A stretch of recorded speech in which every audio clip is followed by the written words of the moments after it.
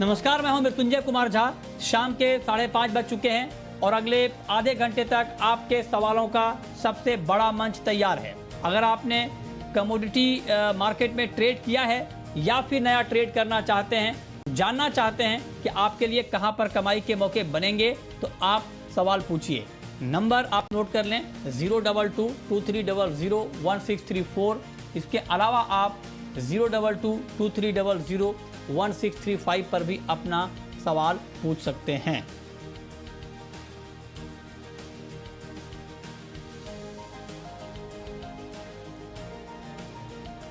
चलिए, लेकिन सबसे पहले बात करते हैं इस वक्त की एक महत्वपूर्ण खबर की। खबर यह है कि सेबी ने एक्सचेंजेज के लिए नई गाइडलाइन जारी की है, जिसमें यह कहा गया है कि कॉन्ट्रैक्ट बदलाव की अग्रिम सूचना, एडवांस इंफॉर्मेशन ज़रूरी होगी और कमोडिटी वायदा में बदलाव के लिए अग्रिम जानकारी देनी पड़ेगी, पहले ही जानकारी देनी होगी। एक्सचेंज को सेबी और मार्केट पार्टिसिपेंट्स को इसकी जानकारी देनी होगी। एक कैटेगरी के कॉन्ट्रैक्ट में 10 दिन पहले सूचना देनी होगी। बी और सी कैटेगरी के लिए 30 दिन पहले सूचना ज़रूरी है। इसका क्या मतलब है, ये बताने के लिए हमारे साथ प्रथमेश माल्या हैं एंजल कमोडिटी के, और साथ ही अजय केडिया हैं केडिया कमोडिटी के। आप दोनों का बहुत स्वागत है। अजय जी, बताइए इस खबर का क्या मतलब है?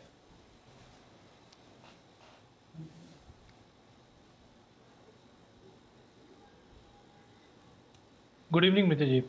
डेफिनेटली सेबी ने जो स्टेप लिए हैं डेफिनेटली काफ़ी है। मैं बट डिटेल में नहीं देख पाया हूं, तो मैं एज ऑफ नाउ नहीं बता पाऊंगा। नहीं, खबर यही है कि कॉन्ट्रैक्ट बदलाव के लिए अग्रिम सूचना सेबी को देनी होगी। प्रथमेश माल्या जी, आप कुछ कमेंट कर पाएंगे इस खबर पर? जी नहीं, मुझे भी ये सर्कुलर देखना है, इसके लिए कुछ भी कमेंट करना जायज़ नहीं है। ठीक है, चलिए, तो आप लोग सर्कुलर देखिए, लेकिन मैं सर्कुलर इनफैक्ट आप लोगों को भेज भी देता हूं ताकि आप लोग देखें और उसके ऊपर बाद में चर्चा कर लेंगे। लेकिन तत्काल खबर यही है कि मतलब अग्रिम सूचना से, मतलब ऐसा नहीं कि कोई भी एक्सचेंज अपनी मर्जी से जब चाहे कॉन्ट्रैक्ट में बदलाव कर ले, बहुत शॉर्ट नोटिस में, ऐसा नहीं। उसके लिए टाइम फ्रेम तय कर दिया गया है कि आप अलग अलग कैटेगरी में, कमोडिटी में अगर आप बदलाव करेंगे कॉन्ट्रैक्ट में, तो आपको तय वक्त से पहले सेबी को इसकी जानकारी देनी होगी। ठीक है, चलिए आगे बढ़ते हैं। एक और महत्वपूर्ण खबर है, और खबर यह है कि हाल के दिनों में एग्री मार्केट का वॉल्यूम भी काफ़ी तेज़ी से बढ़ा है। और जून में NCDEX, जो कि एग्री मार्केट का, एग्री कमोडिटी का सबसे बड़ा एक्सचेंज है, वहाँ पर वॉल्यूम काफ़ी बढ़ा है और रोजाना औसत ट्रेडिंग वॉल्यूम 126% बढ़ा है सालाना आधार पर। जून में रोजाना वॉल्यूम बढ़कर 1945 करोड़ रुपए रहा है। सोया तेल का रोजाना वॉल्यूम 267% और सरसों का 135% बढ़ा है। एग्री वायदा में NCDEX का 74% का मार्केट शेयर है। और हाल के दिनों में आपको याद होगा, लगातार हम आपको दिखाते भी हैं, बताते भी हैं कि किस तरह का एक्शन तिलहन के कॉम्प्लेक्स में दिखा था, और देखिए कि उसका रिफ्लेक्शन वॉल्यूम के ऊपर हुआ है। जून में सोया तेल का रोजाना वॉल्यूम बढ़कर 653 करोड़ रुपए तक पहुंच गया और चने का वॉल्यूम भी 129% बढ़ा है। सोयाबीन के वॉल्यूम में 93% का उछाल आया है। तो ये एक महत्वपूर्ण खबर है। तो इस पर अजय जी, मैं आपका टेक जानना चाहता हूं कि इसका क्या मतलब निकाला जाए। जिस तरह से वॉल्यूम एग्री में बढ़ रहे हैं, क्या भागीदारी बढ़ रही है या फिर ये तात्कालिक भागीदारी है एक्शन की वजह से, या ये लॉन्ग लास्टिंग भागीदारी है, पार्टिसिपेशन है? देखिए मित्र जी, मुझे लगता है कि डेफिनेटली हमने 2015 से जैसे सेबी ने स्टेप इन किए हैं, प्रोडक्ट्स भी काफ़ी लॉन्च हुए हैं। बट इस बार का जो ये जंप है, हम लोग समझ रहे हैं कि प्राइजेस के अंदर जो जंप आया हुआ है, उसका भी एक मुख्य कारण है। प्राइजेस के अंदर पार्टिसिपेशन में भी बढ़ा है, क्योंकि हमने देखे नए एक्सचेंजेस में, चाहे हम इंडेक्स की बात करें, चाहे ऑप्शन की बात करें, और साथ में हमने पिछले 1 साल के अंदर जो एग्री कमोडिटी के अंदर एक मोमेंटम बनते हुए देखा है। बिकॉज ऑफ पैंडेमिक आल्सो हमने काफ़ी प्राइजेस में बढ़े। तो आई थिंक वॉल्यूम में जो ग्रोथ है, वो बेसिकली प्राइस जो जंप हुए हैं उसका है, और साथ में पार्टिसिपेशन भी बढ़ाई है।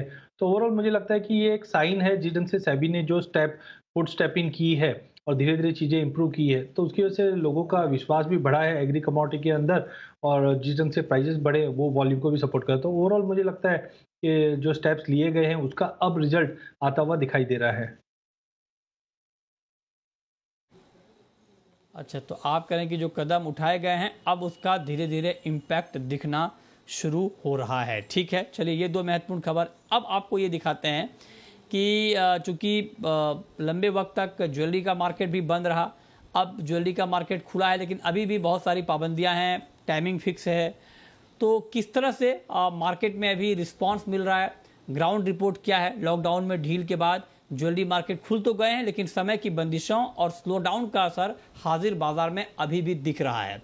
इसी हालात को जानने की कोशिश की है हमारे संवाददाता अनुराग शाह ने। मुंबई के ज्वेलरी बाजार का उन्होंने जायजा लिया, आइए आपको भी दिखाते हैं।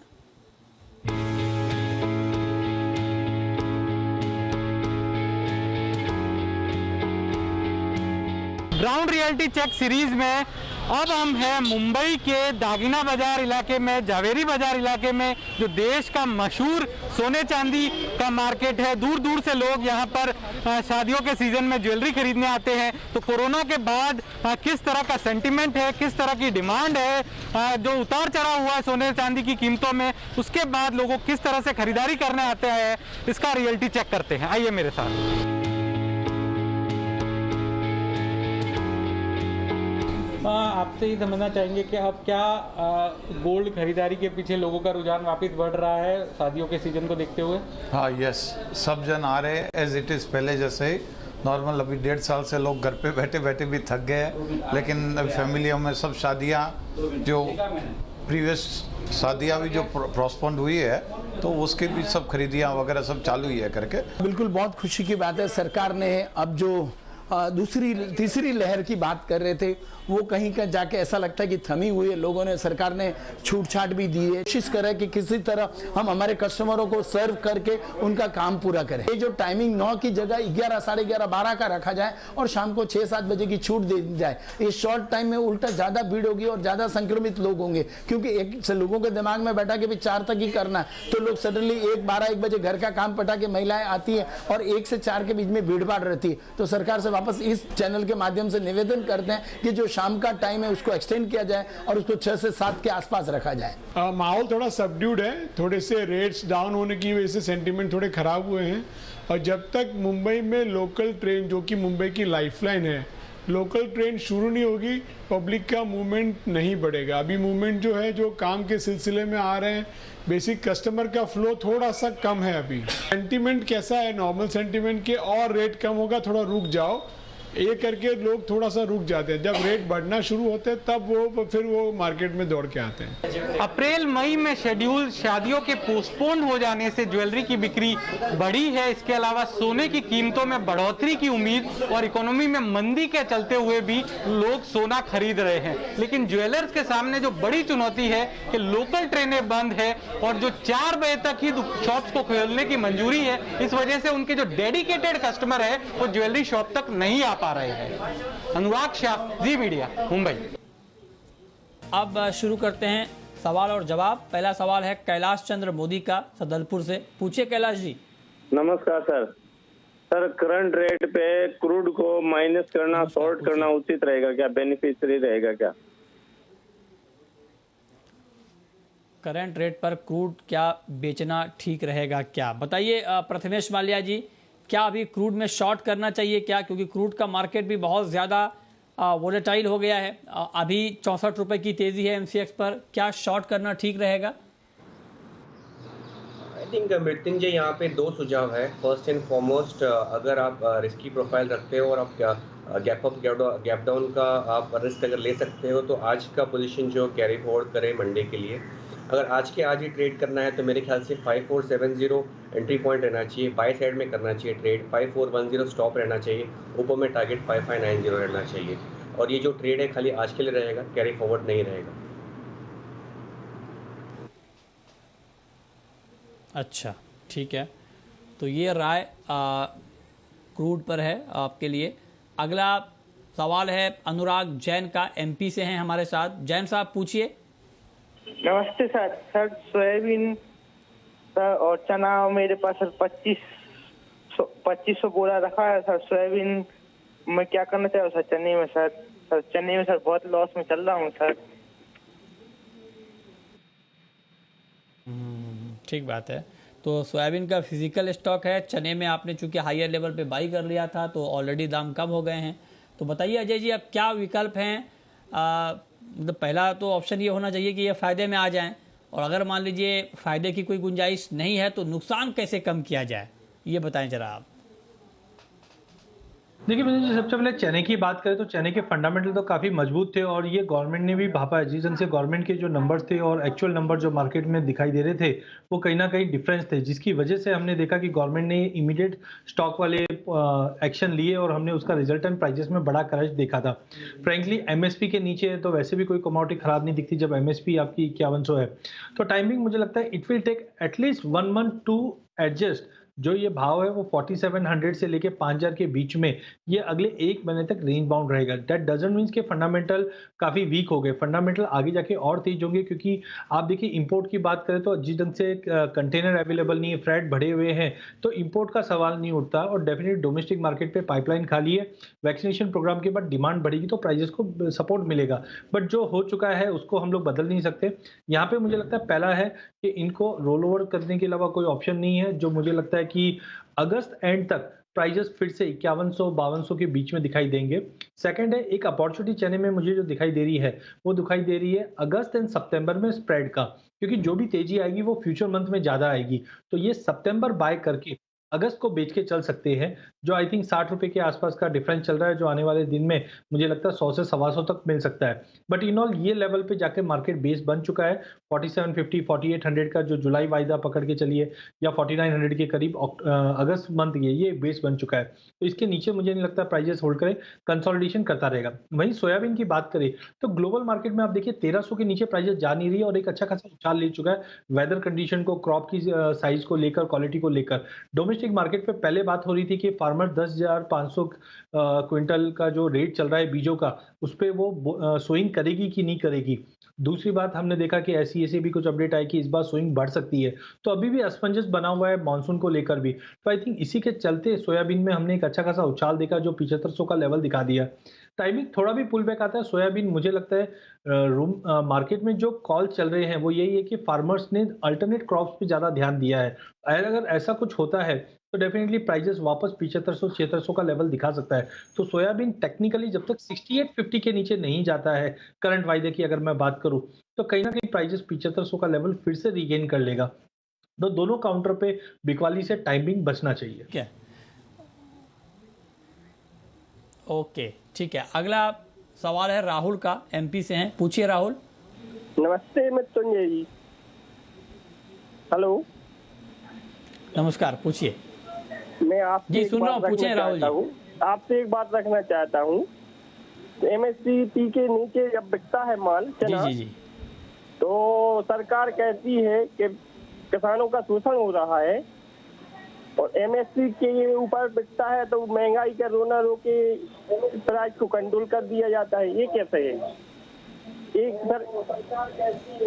नहीं ठीक है, मतलब ये इसको लेकर हम लगातार चर्चा कर रहे हैं। ये जो आपका सवाल है ये कई लोगों का सवाल है और इसके अलग अलग तर्क दिए जा रहे हैं। इस पर हमने लंबी चर्चा भी की है, हमने आज भी शो किया है इसके ऊपर। तो ठीक है, मतलब अब इसमें मैं आपको क्या जवाब दे सकता हूँ। ये बात बिल्कुल ठीक है कि कब का क्या फैसला लेना चाहिए, वो अलग अलग मसला, अलग अलग राय भी इसके ऊपर है। तो इसके ऊपर तो लंबी डिबेट आगे चलेगी। अगला सवाल है मिश्रा जी का, पूछिए मिश्रा जी। सर मुझे इंट्राडे में नेचुरल गैस में पोजिशनल और इंट्राडे दोनों का लेवल चाहिए था। अच्छा, नेचुरल गैस में पोजिशनल और इंट्राडे का लेवल बताइए प्रथमेश जी। नेचुरल गैस लास्ट वीक का लास्ट डे है, अगेन ट्रेड ना करे बेटर है, लेकिन फिर भी अगर ट्रेड करना चाहते हैं अगर इंट्राडे में, तो पॉसिबिलिटी जो है यहाँ पे अराउंड 265 तक की नीचे में जाने की पॉसिबिलिटी है, तो सेल करना चाहिए। 276 का स्टॉप लॉस रखना चाहिए। और अगर पोजिशनल बात करें तो मेरे ख्याल से अराउंड 280 के ऊपर ये पॉसिबल ब्रेकआउट है, तो उसके ऊपर ही अगर बाई करना है तो करें, अदरवाइज ये काउंटर को अवॉइड करें। ठीक है, अगला सवाल है सूर्या का, आगरा से हैं, पूछिए Surya ji. Good evening sir. Sir मुझे गुड इवनिंग, पूछिए। खरीदनी थी सर, पहले 8,500 का भाव देखने के लिए मिलेगा सिल्वर में सर? मिलेगा तो कब तक देखने के लिए मिलेगा सर? चांदी में बताइए अजय जी, चांदी में ये बाइंग करना चाहते हैं, किस भाव पर बाई करें और क्या टारगेट ध्यान में रखें?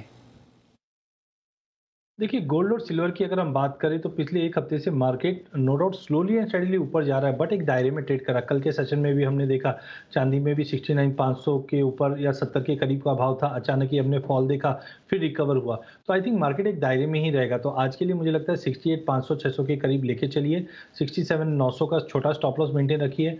अपसाइड जरूर है बट लिमिटेड रहेगा, जो 69,500 का रहेगा। अगला हफ्ता वॉलेटिलिटी वाला रह सकता है, जहां पे हमें लगता है कि 70 का लेवल तोड़ने पे एक बड़ी तेजी के लिए चांदी तैयार है, बट जब तक 26,60-70 के ऊपर नहीं निकलता है, 25,80 से 26,60 का जो दायरा इंटरनेशनल में ये मेंटेन रहेगा। तो डोमेस्टिक मार्केट पे आज के लिए 69,500-600 का टारगेट है, बट अगले हफ्ते के लिए बड़ी तेजी 70,000 के ऊपर ही मिलेगी। ओके, ठीक है। प्रथमेश जी, बिल्कुल संक्षेप में गोल्ड में क्या करें सर आज के लिए? बाई करें, मेरे ख्याल से 47,700 के आसपास मिलता है, कमोडिटी वहीं पे चल रही है, तो यहीं पे बाई करना चाहिए। 47,540 का स्टॉप लगाना चाहिए, ऊपर में टारगेट 48,020 की रखिए जी। ओके, अब वक्त है रैपिड फायर राउंड का।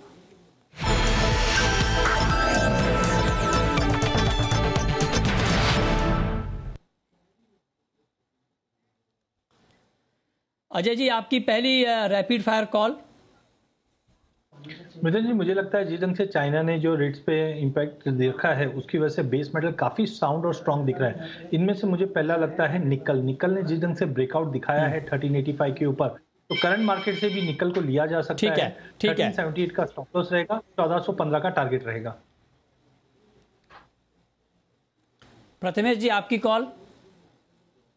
क्रूड को बाय करना चाहिए, 5470 एंट्री रहेगा, 5410 स्टॉप रहेगा, ऊपर में टारगेट 5590 के रहेंगे। आपकी आखिरी कॉल अजय जी। जिंक को बाय करके चलिए, करंट मार्केट से 238 के आसपास का स्टॉप लॉस रखिए, 244 का टारगेट रहेगा। बहुत शुक्रिया अजय जी आपका और प्रथमेश जी आपका हमारे साथ जुड़ने के लिए, बताने के लिए कहां पर कमाई के मौके बनेंगे।